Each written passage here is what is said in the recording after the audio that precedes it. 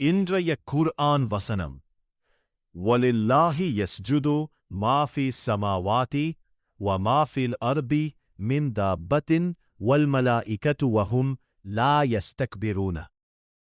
வானங்களில் உள்ளவையும் பூமியிலுள்ளவையும் ஜீவராசிகளும் மலக்குகளும் அல்லாஹுக்கே சுஜூது செய்து சிரம் பணிந்து வணங்குகின்றன. அவர்கள் ஆணவம் கொண்டு பெருமையடிப்பதில்லை. இந்த வசனத்தில் அல்லாஹ் என்ன கூறுகிறான் என்றால், வானங்களிலும் பூமியிலும் உள்ள அனைத்தும் மனிதர்கள், ஜீவராசிகள், மலக்குகள் எல்லோரும் அல்லாஹுக்கே கீழ்ப்படிந்து இருக்கின்றன. சூரியன், மழை, மரங்கள், பறவைகள் அனைத்தும் அல்லாஹுவின் கட்டளைக்கே நடக்கின்றன. மலக்குகள் கூட ஒருபோதும் அகந்தை கொள்ளாமல் அல்லாஹுவை வணங்குகின்றனர்.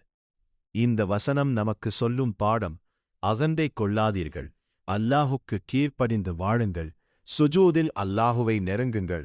ஏனெனில் சுஜூது என்பது ஒரு முமினின் மிக அழகான நிலை.